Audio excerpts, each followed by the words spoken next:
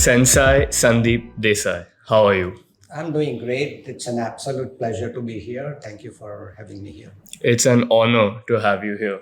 Likewise. And no exaggeration at all. You are a master of Tai Chi and you have been practicing this martial art for many, many years. And to say that you're practicing it is an understatement because you have been living this discipline that we know and love as Tai Chi. So, a lot of our viewers might not know a lot about this martial art. So, could you start by explaining it Yes. briefly?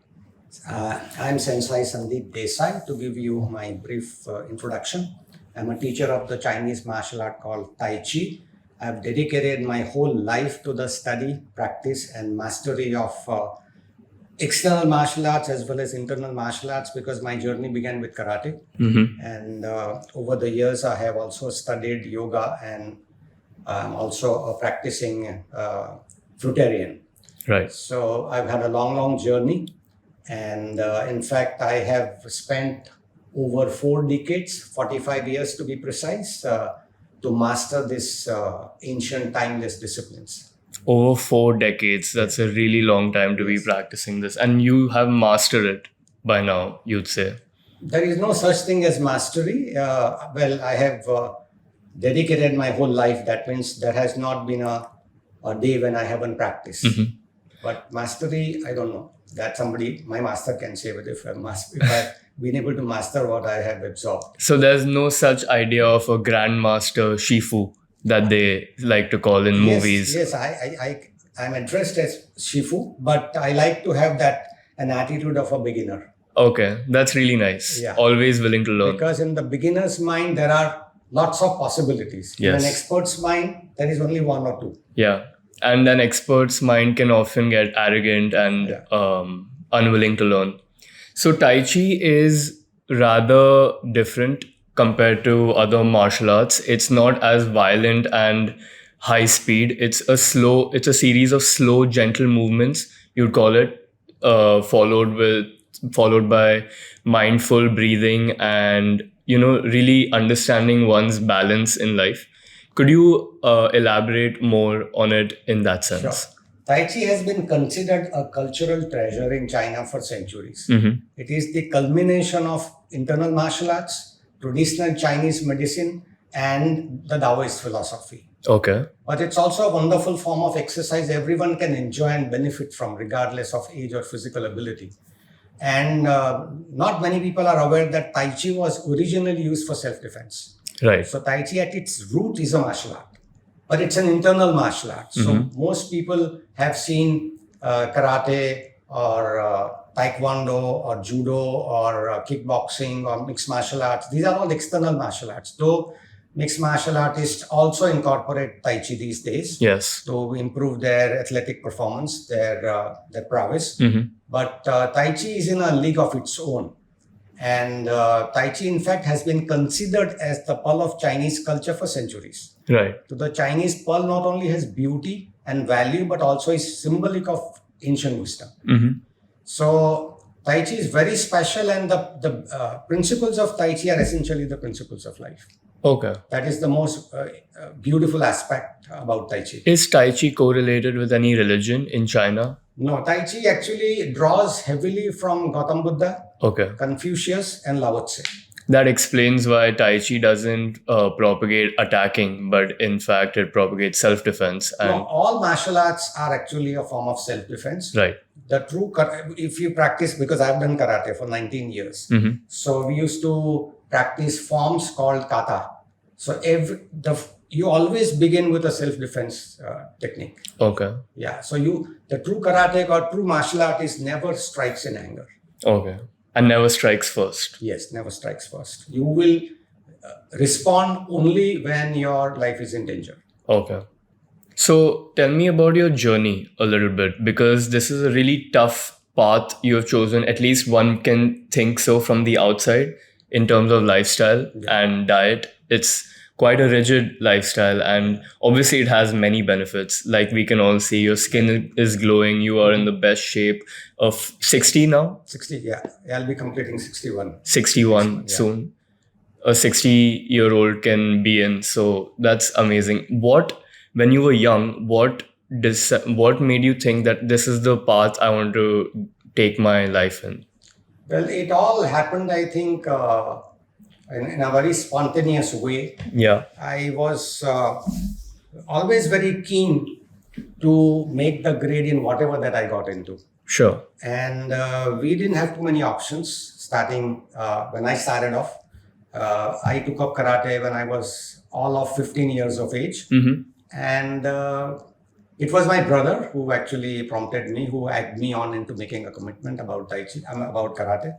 And he also was practicing, but he quit and I continued. Maybe it was in my destiny. In fact, I feel that I'm the chosen one who has been put through the toughest of tough tests. At what age did he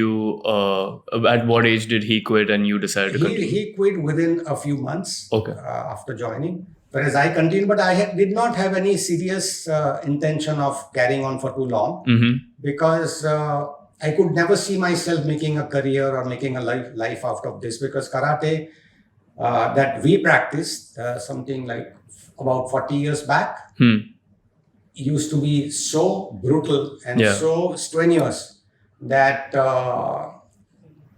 that I cannot describe in words. Yeah. Yeah, you literally had to spend like 3.5 hours 3 times a week. You really had to do so much. I mean, put you through so much. Took a lot out of you. And by the time that the session would come to an end, it would feel like a major ordeal has come to an end. Right. And so it always kind of created resistance in my mind, because I didn't really feel like going to the class. But once I did the class, it would put me in a completely different frame of mind. After the class, you'd have a sense of satisfaction. Oh yes, tremendous. That nothing else could give me. That feeling is unbeatable that you get after a workout. Yes. So I know about your journey in karate because you used to practice with my dad, and you guys are both black belts. Yes. So tell me, does Tai Chi, how karate has a sort of barometer of reaching a black belt, which is the final level, correct? Right. Does Tai Chi also have such... Tai Chi does not have belts like karate has, because Tai Chi works very differently.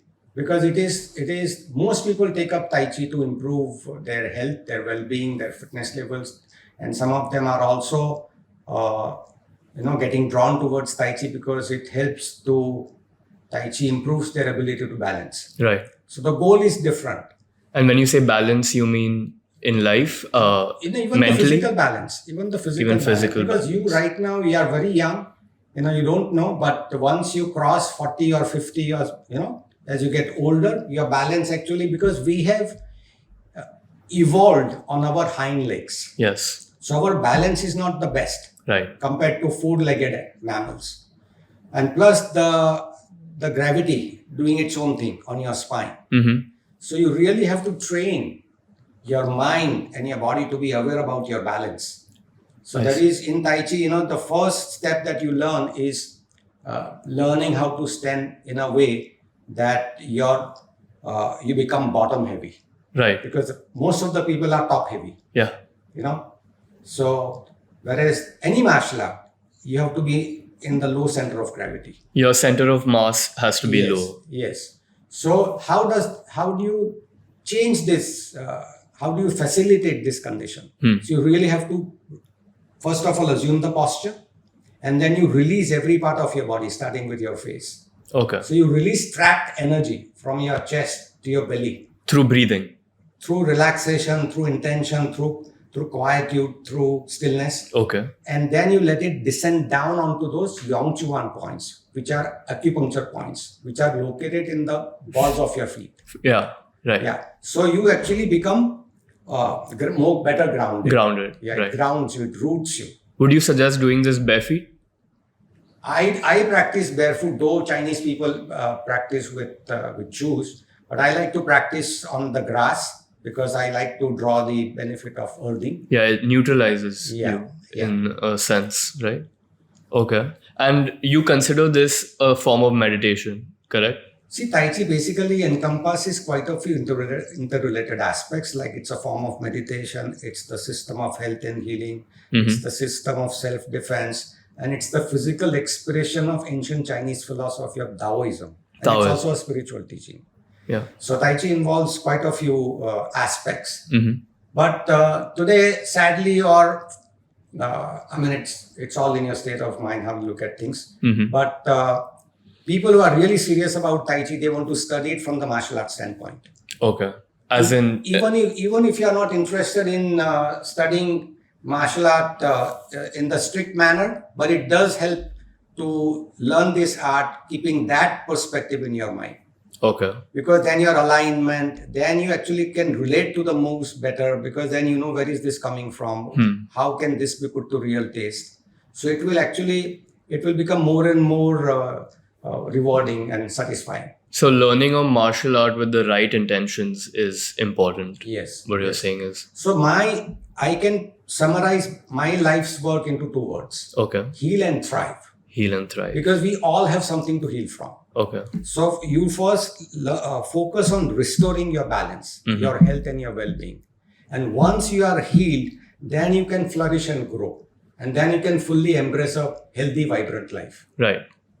What are your opinions on other martial arts? Okay, so you must have heard of UFC. It's a fighting competition with mixed martial arts involved. Any and every martial art is allowed. And a lot of fighters now incorporate Tai Chi into their at least workout regimen. Yeah. So that they benefit from the gentle movements and find more balance, like you said. What are your opinions on martial arts like Muay Thai or kickboxing? See, the basic objective of any martial art is to increase the awareness of an energy in the body and mind. Right. So same energy, you can use it for healing or for killing. Or you can also break bones and you can also break ribs, Yeah. And first the defense against the enemies, and then first the defense against the disease, and then the defense against the enemies. So it's entirely up to you. And unfortunately or fortunately, but it has been reduced to a sport. Tai Chi, all these are very highly evolved arts and science. Yeah. Which helps you to take charge of how you think, how you feel, how you go about your everyday life. Okay. I like that saying that you can either use it for healing or killing. Yeah. Because it does take a lot of discipline to know that you can hurt someone, but choose not to. Yes. Rather knowing that you can't hurt them and then choose not to. Right. So once you have mastered something, then you will not want to use it. Yes. As far as possible. When you just, when you don't know anything as to how you should fight, you will maybe, because you are then operating entirely on your, that rush, adrenaline rush that you get sometimes when you feel the threat. Yes. I have never asked you this question, even off camera or during family functions or anything. In your 60 years of life, apart from training, has anyone tried to inflict violence on you? Not, yes, there was a time when I had just got into martial arts, and I saw a guy. He was actually bullying a sister of one of my friends. Okay. And I stopped him, and as used to be the case, back in those days, he got a whole gang to beat me up. That's still prevalent in today's day and age. And I was standing with a lot of my senior karate students, with my seniors. Yeah. So who were actually more advanced in this. Okay. And that time I realized nobody came to my rescue. Really? Yeah. Nobody did anything, and it was only me and my brother who actually had to deal with those guys. We did not really have to fight too much, because then we managed to explain that what the other guy was doing is not done, Right. So we managed to kind of avoid the fight. But I learned my biggest lesson, that don't depend on anyone when it comes to protecting yourself. I like that saying as well. Yeah. So, but there were no hands thrown. No, no. Okay. Okay, glad. But yeah, But that. then after that, there could have been many situations in which I could have easily got into a fight, and but I've always shied away from getting into it because then things can get very ugly. Right. And I'm very clear in my thinking that I will use it only if my life is in danger Okay. or Or my a loved family's life is ones. in danger. Yeah. You know, because But because in martial art there is no second chance. yes. So only one chance. You have to finish your opponent. Okay. That is the intent with which you train. Okay. So you train so intensively and so extensively that when it matters most, your one blow should be enough to permanently maim or bring down a person. Interesting. So now that martial art has been turned into a sport, it is actually giving fighters second and third chances to to fight the same opponent. Right. But back in the old days, I'm sure this was the There case was no that second chance. there was no yeah. second chance. No. Okay. And the fight used to be real. Hmm. Yeah. Have you ever been to China to train? Oh, yes, quite a few times. In Yeah. fact, I have trained intensively in the Zhenjiago village, which is the historic birthplace of Tai Chi in northern central China. Wow. So it's a village which is dominated by a simple farming community. It's a village of 2,500 people, 3,000 people, out of which 2,500 people, men, women, and children of all ages, practice Tai Chi on a regular basis. That's quite quaint. How was that experience for Wonderful, wonderful. That I got to absorb the culture of the village, and people are so simple, so humble, and so highly skillful. And I was a changed person after visiting that village because I thought they were so much away from this maddening, crazy world.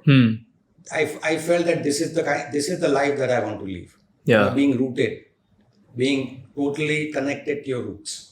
And away from the urban metropolitan Yeah. hustle and bustle that goes And on. also, you don't see anyone trying to get better than the other person. Right. That sense of competitiveness is not there. Everyone is striving to be the best that they can be. Yeah, the best version of themselves. Absolutely, yeah.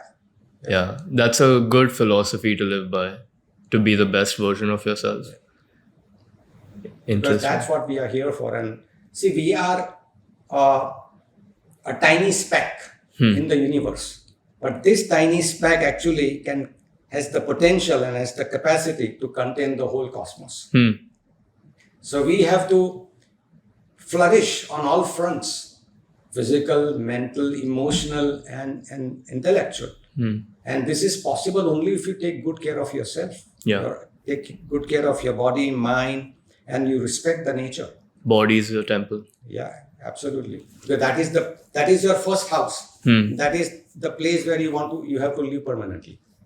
So I want to reiterate a point that you made, that you can't depend on anyone for your self-defense. And I stand by that as well.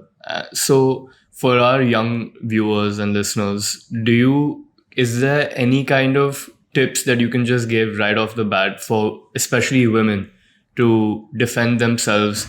God forbid they're in a situation where they need to. Right. The first thing that they should do is to set the boundary. Okay.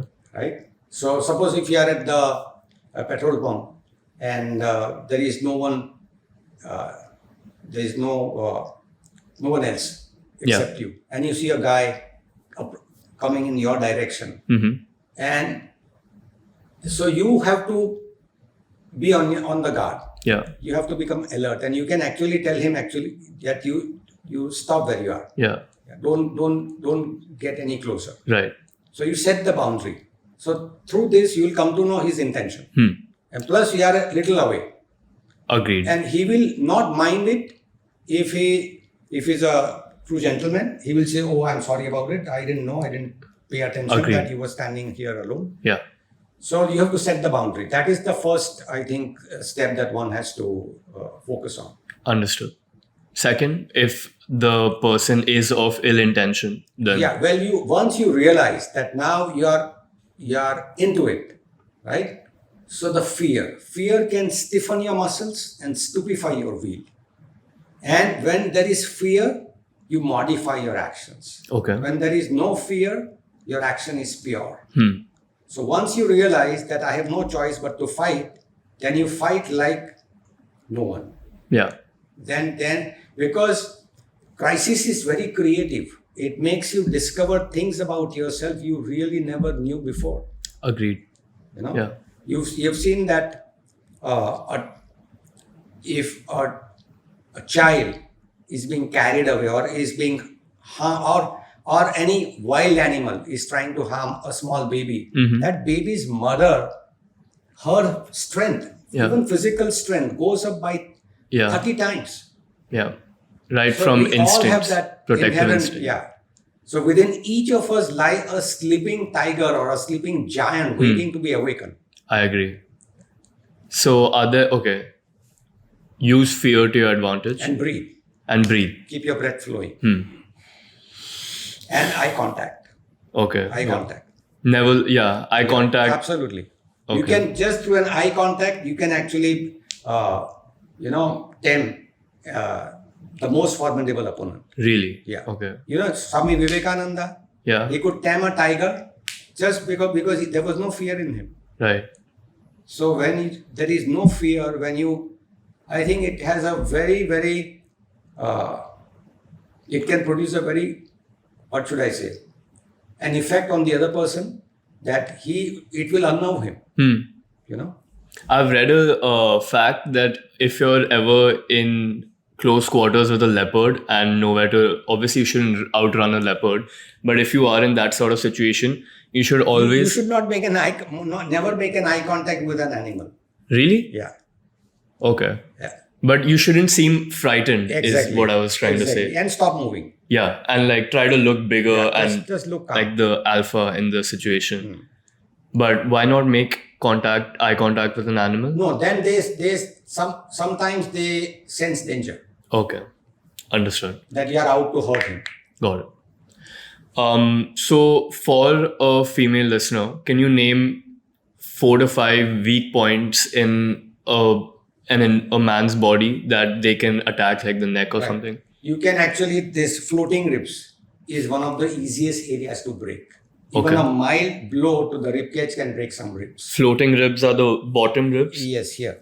Where you're close to your liver, here on the right side, and here there is your spine, right? The right side is actually more damaging, right? Because of the liver being an important organ. But both these areas are very vulnerable. Okay. So moderate blow to this area can break some ribs. And once your ribs are broken, immediately you will have trouble breathing. Right. Yeah. Then you can use the center of your palm to strike a person's nose. Okay. Here, like this. Okay. But the most important thing is to move in. Moving into your opponent. That's the most important thing. If you are getting away from him and you are doing something, it's not going to cause him to feel any hurt. I mean, you are not able to reach to him. Yeah. So moving in really can make a huge difference. It might seem daunting at the time, but you can use your elbows for jabbing. You can use your knees for kicking. Yeah. You can use your teeth for biting.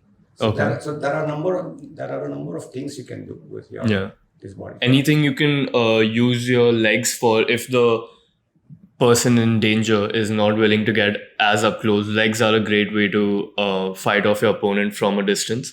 Anything you'd suggest with your legs? I would suggest that you always fight from your center. Okay. Don't try not to lose your center. Yeah. Because once you lose your center, then you're all over the place. So having a strong core is a Absolutely. very important factor in that. Also keep your shoulders down. Okay. And keep your chest hollow and keep your arms out.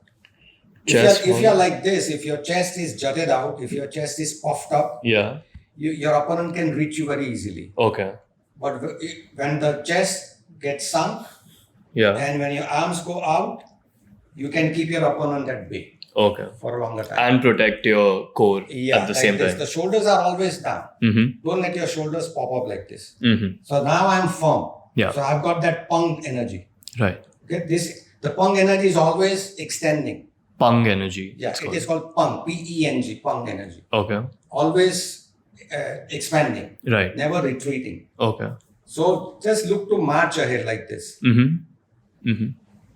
Okay. So never fear defeat. It's all, if you think of fear, you'll become fearful. Yeah. And if you think of winning, you manifest winning. Yeah, look forward to victory always in every situation.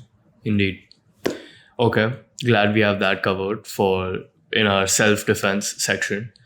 Let's try and move on to. And I also would like to add that your body language. Okay. Also, when you're walking or when you are in the public place, the way you carry yourself, your confidence, your the way you hold your posture, tells the other person a lot about you. Right. Yeah. So it's very important, especially for women when they are out in the public space, that they are very, their movements are measured. Okay. They should appear confident. They should appear very calm at the same time and super alert. But not vulnerable. No. Yeah. Okay. Understood. And your posture does make a difference. 100%. Because someone with weak posture immediately seems an easier Target, yeah. predator, prey. Okay. Any tips that you'd like to give quickly to increase the strength in your legs and or arms? Yeah, for this you have to train. See, the modern lifestyle does not give you a chance to make full use of your legs, employ your legs fully, because we are obvious reasons. We are sitting down most of the day and scrolling. We are no longer living in the nature, right? So our use of our legs is very less. Yeah. So first of all, you should increase your leg workout. Simply by walking or running. Yeah, every half an hour. If your job or if your work involves sitting for a long period of time, every half an hour you should get up for at least 5 minutes. Because what happens is that prolonged sitting, causes your disc to become short. Right. So if you get up and only 20 seconds you need to give yourself. Okay. You do the back bend, you stretch your back. Like this? Bending backward. 5 seconds, you can count. 1, 2, 3, 4, 5. Do the forward bend, 5 seconds. And the side bends, 5 seconds on the right, 5 seconds on the left. Only 20 seconds. And you can actually restore the height of your disc. Every half an hour or 1 hour? Yeah, a couple of hours at least. Okay. So you know this, I'm pretty into weight training and I hang out with some of my friends are too. And the most neglected day of the week is when it's time to train your legs. So I see this in a lot among the people in my generation. They neglect legs a lot. So what do you suggest for your legs? It just simple basics. See, before you get into any serious training, you need to ask yourself, can I squat? Can I hinge? Can I touch my toes? Can I hang off of a bar? These are not even an exercise. So these are basic fundamental human movements. Yeah. If this is not established in you, no point getting into any kind of training. First of all, you make sure that you're comfortable with this. Then you will be able to better the quality of your life. You'll be able to, attain a higher skill. And these are all things that a baby can do as well. Squat, hang. Yeah, of course. Yeah. Yeah. What is hinge exactly? Hinge, you bend forward. For an example, you take the weight on your back foot. Okay. Keep the front leg straight at knee. And you bend like this to stretch. Okay, your hamstring. Hamstring, and you are actually also strengthening your quads. Yeah. I remember, I think it was last year that I came to you when I said that I want to increase my lower body flexibility, and you taught me how to hinge at your house. Yeah. And that has actually improved my hamstring flexibility immeasurably. Wonderful. So grateful for that. Right.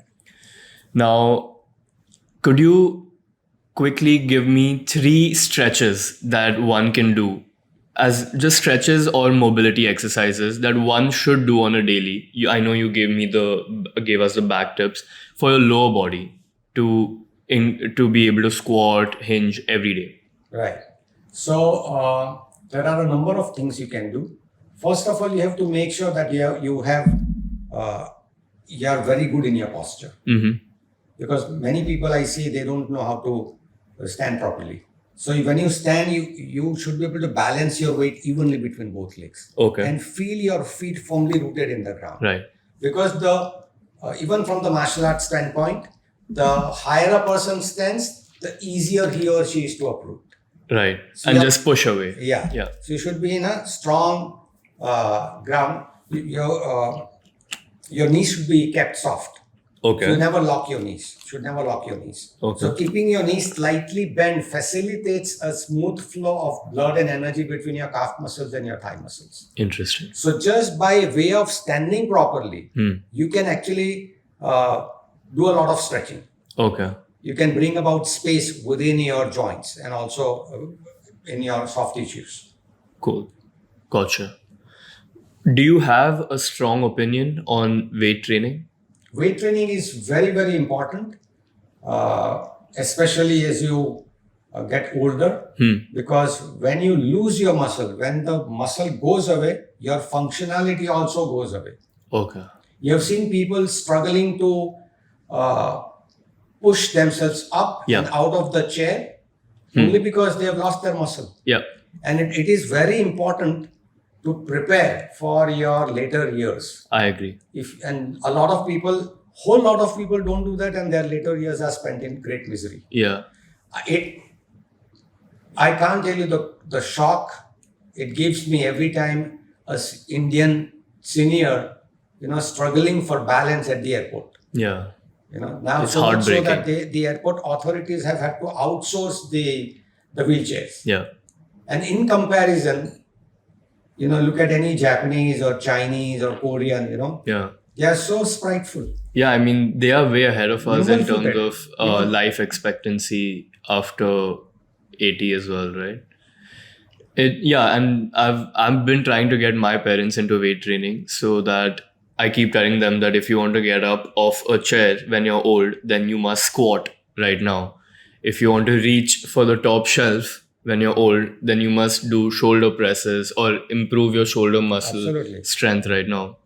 So I'm a firm believer in weight training along with good recovery and stretching, because if it's done just for vanity or just out of ego or to get stronger, it can really harm your body as well. And you train in such a way that you get mobility and strength at the same time. Right. Okay. So you have to train intelligently. I agree. Yeah. Yeah. You can't be now doing the same old stuff that people used to do. Yeah. Because now lots of new forms have actually come about, and you should take full benefit of them. Absolutely. Fitness has evolved a lot. And I would like to segue this conversation into what I find even more rigid about your lifestyle. And when I say rigid, it's not in a negative connotation. It's more Discipline, like disciplined, which is your diet. You said that you're a fruitarian. Could you elaborate more on what a fruitarian is and what it is that you eat? So I have been living a predominantly fruitarian lifestyle for all over 10 years now, and experimenting back and forth through this time with vegan and raw vegan varieties. Right.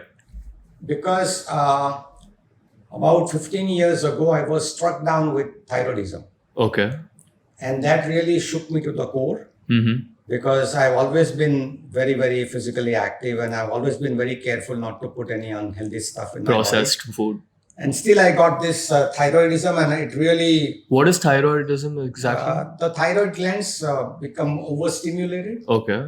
So I used to get fever every day for a week. It continued, and it really... when I was diagnosed with this, and when the doctor told me, it scared the daylight out of me. Is this disease genetic, or can it happen to anyone and everyone? This has actually a lot to do with the food that you ingest. Okay. Yeah. Sometimes you end up taking too much protein. Yeah. You can become a likely candidate for this. Was protein a big part of your diet? So then back then? I consulted a very renowned nutritionist. Okay. And she made me fill out a questionnaire. and asking me what has been your diet like in last couple of months. And it so happened that I had just come back from China. And being a vegetarian, China, there are not too many options. You know that. Yeah. So all for my protein, all I could eat or all I had was tofu. Tofu, a lot of Yeah, tofu. so I ate a lot of tofu, and because that was all that I could access, I had an access to. No supplements, protein powder, nothing of that sort. No, absolutely not. Then, so she told me that this could be one of the reasons why your thyroid gland has been triggered, but there was no way of pinpointing that this is the only reason. So she said, you just take it out, for a little while and see if it really helps. But now I had become so determined and my resolve had become so strong to check the every ingredient, the how is it causing, what kind of an effect it is going to cause. Yeah. It is causing on my mental health, in my emotional health, in my flexibility, in my energy level. So I decided to investigate. Okay. So she put me on a diet actually, which really helped at that time. She told me that you have to understand the circadian rhythm. Right. A lot of people don't take this into account. Eat when the sun comes up. Exactly. And stuff. So the morning 4 o'clock to 12 o'clock is the time for detoxification. So liver is hard at work. Yeah. So if you put any cooked food, the liver will stop its job of detoxifying, and it will start processing the food that you have just consumed. Correct. So 4 to 12, we are better off not eating anything except fruits, because fruits any fruit do not interfere with that process of detoxification. Gotcha.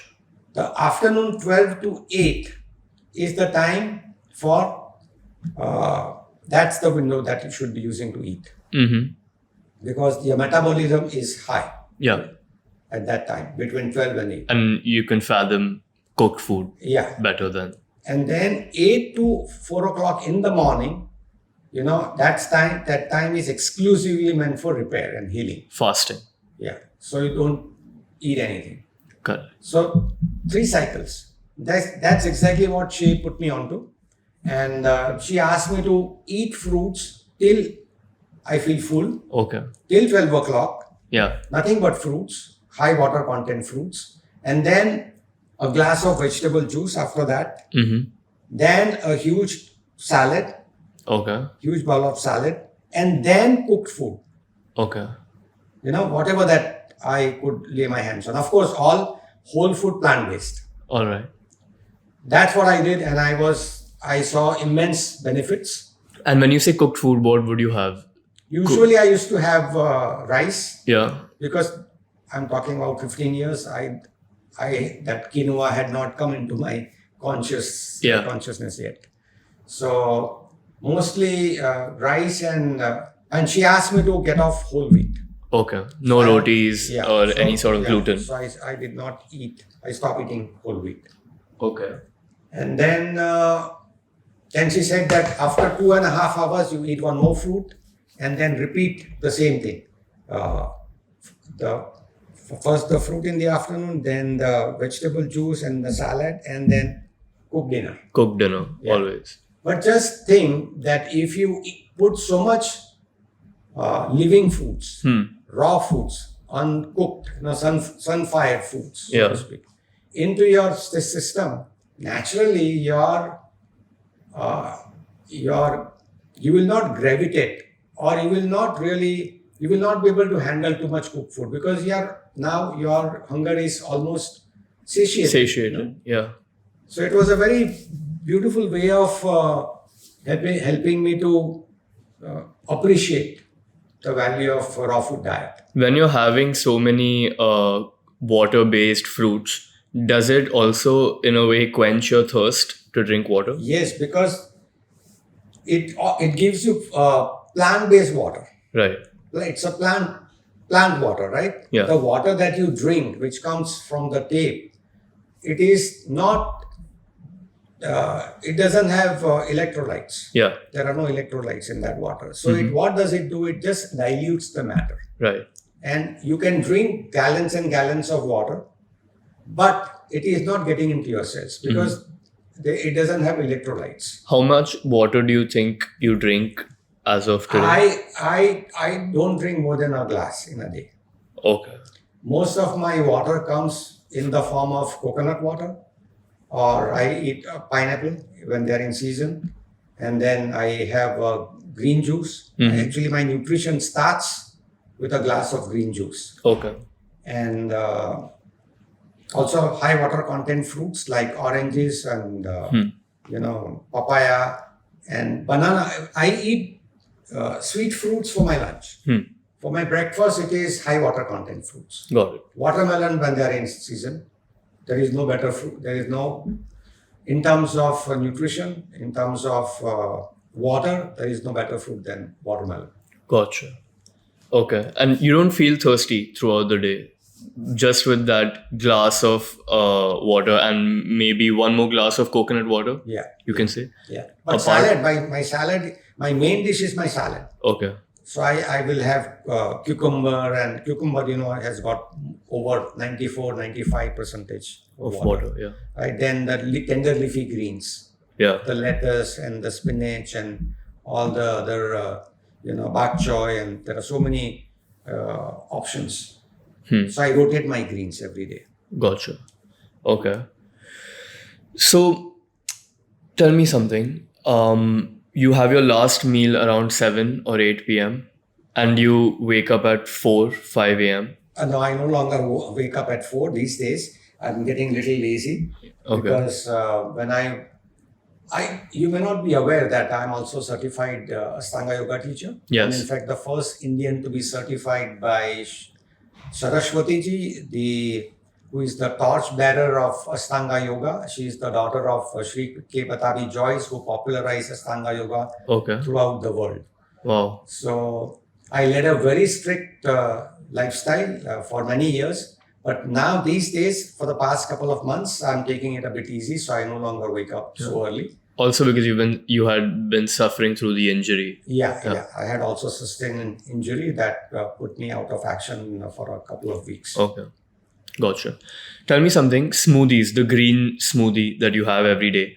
I've heard a lot of people say that it's better to actually eat your greens than mix it in a smoothie, because when you eat it, your saliva gets mixed with the veggies that you're eating, and that helps digestion in a way.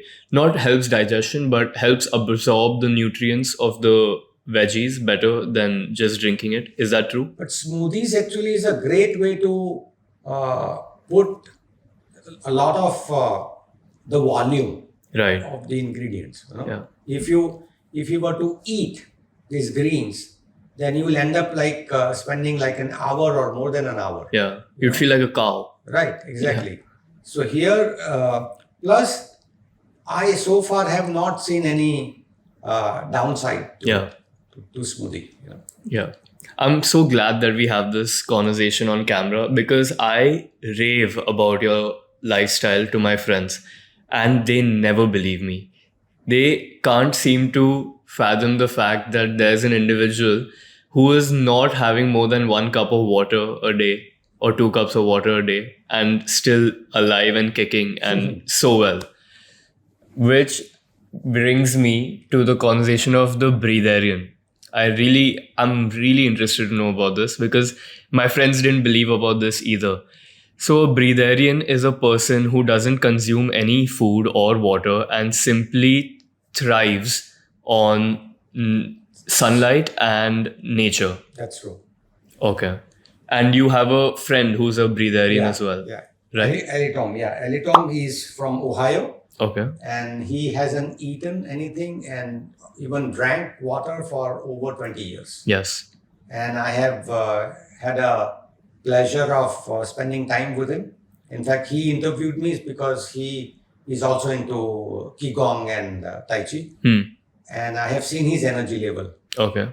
And he's all over the place. I mean, you can check him out on YouTube. He has created lots of YouTube videos. Could you say his full name? Elitom Amin. Okay. Yeah, I think his last name is Amin. Yeah, I'll find him and leave the Everybody tag. will easily find. The moment you write Elitom Breatharian, you'll get him. Right. So, but this is not something that someone can wake up and decide to be a breatharian. No, It takes there's a protocol years. you have to follow. Okay. There's strictly a protocol. Otherwise, you will run into several issues. Right. How long do you think it'll take for one to slowly transition into a It breatharian? depends how what's your because it differs from person to person. Mm-hmm. And also depends on how strong your resolve is. Right. But he lives mainly in nature. You have to be, yes, very important. Yeah, you can't, if you are a breatharian, you cannot live in a polluted atmosphere. Right. But he did come to India. He spent over a year In during India. COVID in India, yeah. And how did he continue the same practices then? Yes. In he India? He used to spend a lot of time on the Juhu beach. Okay. He used to record a lot of videos. He also came home, and my interview with him also is up on YouTube. Okay.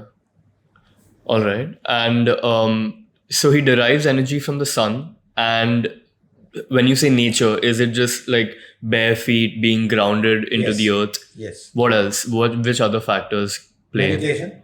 Meditation. You have to make sure that you do not unnecessarily expend energy or your resources that you are endowed with, and always positive. You have to be actually in a Higher state of being. Yeah, completely altered state of consciousness. Okay. Wow, that's really interesting. And what about when the monsoon is going on and there's no sun out for like days on days? How does he still continue to do this? At least when he was in India, Mumbai. I think you save and you conserve. So that I think continues to stand by you, even when there is no sun out. But I'm sure it is taking its effect.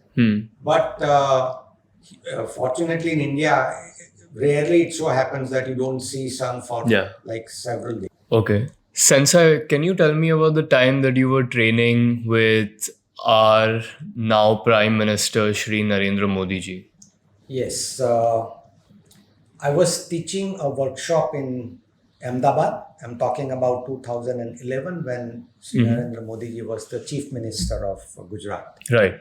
And ever since I had heard him speak at NCPA during one of the functions, I was very, very keen to see him in person. Of course. And so I didn't want to let go of this opportunity since I was visiting his hometown. I mean, he's dead. So one of my students who was working with Times of India, she was an editor, assistant editor with Economic Times. Okay.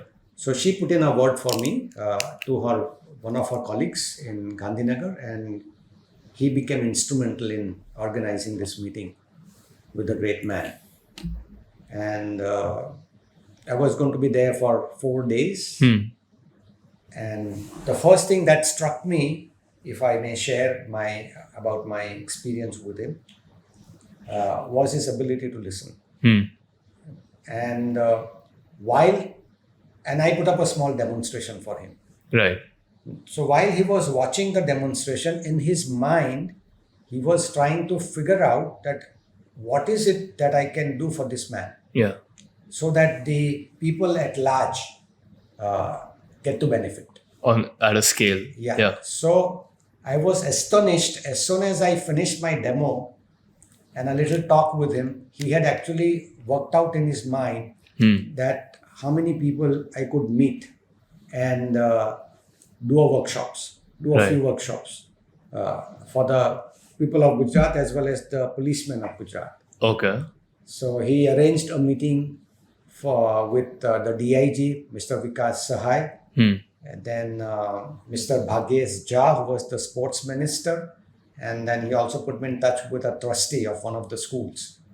So I was there only for 4 days, but I got to do so much work in these 4 days, Right. and that really tells you something about this great man, that as soon as he sees merit in someone, he wants that person to do something truly valuable for the masses.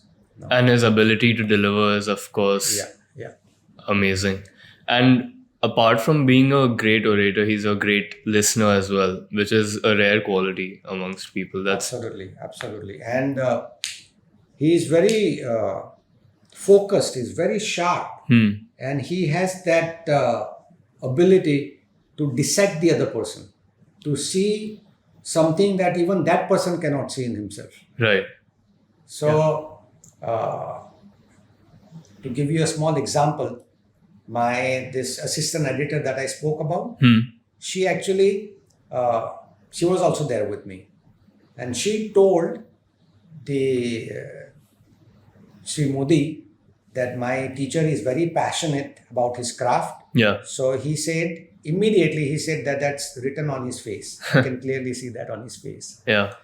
So he could read between the lines. That's actually not a very hard thing to decipher about you, because even the way you speak about the martial art, I can also tell. I mean, I obviously know you, but one can tell very easily that you're very This is how passionate. I exist. Yeah. Yeah. Because you don't just practice Tai Chi, you live it, like I Yes, said absolutely. Yeah. in my introduction. So that's great. Obviously, do you think that was a divine intervention in your career, meeting then the chief minister of I actually Gujarat? knew all along, ever since the moment I heard him speak at NCP, I knew that this man is destined for great things. Of course. And he's going to benefit the country in a way that nobody else has been able to benefit so far.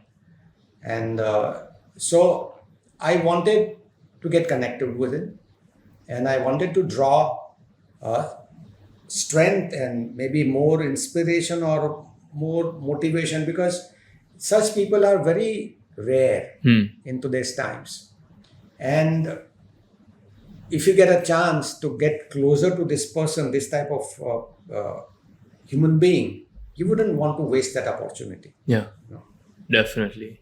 And then I made a switch to Ashtanga Yoga, and I started training under Saraswati ji, who is the torchbearer of Ashtanga Yoga. Okay. She's the daughter of Sri K. Patabi Joyce. Okay. And she certified me, and I became the first Indian to be certified by her. Wow. That's a rare honor. Yeah. That's quite an achievement. And I have not shared this, and I don't even know whether I should disclose this, but I'm actually a world record holder, because I hold 5th degree black belt in Okinawan Shorin Ryu Karate, acquired in Okinawa, Japan. Okay. I'm a certified Tai Chi master, certified by 2 legendary Chinese grandmasters, Yeah. Grandmaster Zhu Tiansai and Grandmaster Chen Zhonghua. Okay. And I'm also certified Ashtanga Yoga teacher. If Yes. you look it up on the net, I don't think you will find anyone who has actually attained proficiency and mastery in these 3 diverse disciplines. Right. So that's the world record, having most martial arts under your belt. Yeah, martial arts, yoga, and also karate. Karate, Tai Chi, and yoga. Wow. That is quite an achievement. An overachiever, as I would say. Wow. Thank you. And I also have a book to my credit, the Small Book of Tai Chi. Yeah. Because I'm actually responsible for bringing and introducing Tai Chi in India. Yeah. And I introduced it in 1998. And when I saw the great potential in Tai Chi, and I wanted to reach out to the masses. And being put up in a city like Mumbai, it was not going to be easy. Not at all. So I decided to write. Yeah. I've read your book. You handed it to me. I decided to write articles for the leading publications. Yeah. And started off with Times of India. Okay. So my articles started to appear in the Speaking Tree column, which is one of the most widely read columns. In fact, it is the most widely read column in Times of India. Cool. Because it appears on the edit page. Right. So you can't miss it, once we have a paper in your hand. Definitely. And so I started getting response from all over. And I realized that I'm not going to be able to go to all these far off places. Definitely. So I decided to come out with an instructional DVD. So I went to Ladakh and shot. I was there for 21 days, and I did a series of videos. Wow, I've not gotten my hands on this DVD yet. Yeah. But I should. So then I started giving away this DVD and the book, the small book of Tai Chi. Right. The small book of Tai Chi, do you think that has been, since you are a pioneer of bringing Tai Chi to India, do you think the book has helped aid that a lot? Oh yes, because you need to understand where is Tai Chi coming from, and people do not know. People are absolutely clueless because Tai Chi, first of all, it's an internal martial art, and Chinese used to be xenophobic. They did not share cultural information readily. Yeah. So this type of internal arts suffered constant neglect and non-recognition in other parts of the world. So it's only in the last few years Chinese have become more liberal and started, teaching this internal martial arts. Absolutely. So growing up, we did not even hear this name, Tai Chi, So, Sensei, you have become so credible in the field that you are in. Have you had an altercation or the chance of training someone in the public eye, say any celebrities or? Oh, yes, I have actually been very fortunate to be able to get opportunities to train people like Ranbir Kapoor, Ranveer Singh, Vivek Oberoi. Recently, I had an opportunity to work with Terry Notary. He's the legendary Hollywood stunt director who has worked on projects like Avatar and Avengers. Right. He has worked with directors, Oscar award-winning directors like Steven Spielberg and David Cameron. Amazing. And he discovered me through one of my social media videos. He got in touch with the production team and asked them to reach out to me that they want me to come on the board for this movie. There is a mythological epic called Ramayana. So I got a chance to train Ranbir Kapoor and also train the stuntman of that movie. Did they hold a workshop for this movie that you're speaking of? They did a workshop. I also did a series of sessions for the stuntman. And because when you are essaying the role of Lord Rama, how would you carry yourself? How would you hold yourself? Yeah. Every small action that you would execute has to have a level of finesse. Yeah. Has to have a level of integrity. Absolutely. Yeah. That is that sets you apart from the rest. Yeah.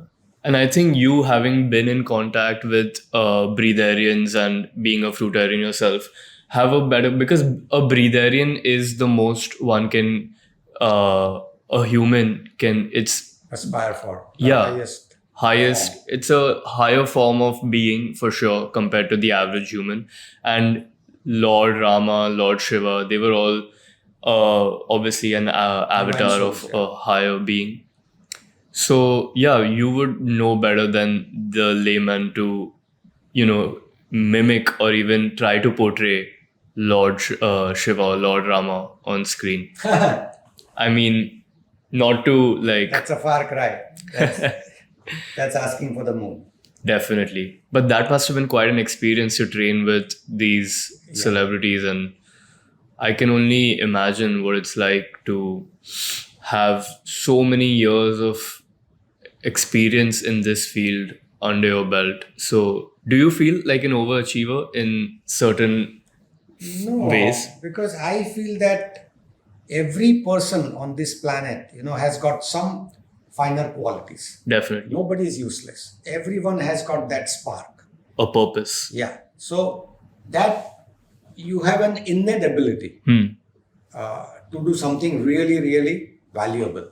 Absolutely. Some people are sensitive and receptive to that quality. Some people don't really care much. And there you can see that they are not able to then do great things. Definitely.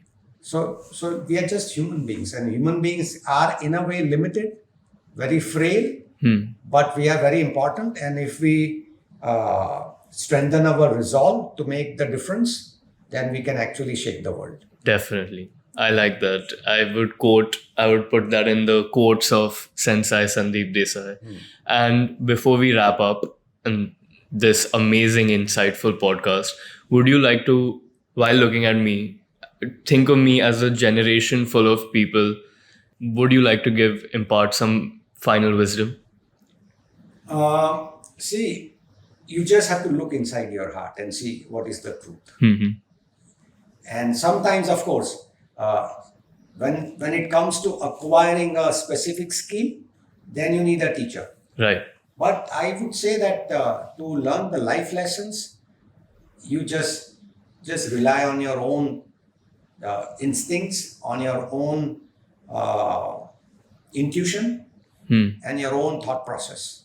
But Absolutely. remember one thing: your emotion is very powerful. Your emotion has the potential to take you to the gutter, or it can take you to the highest peak of the consciousness. Yeah.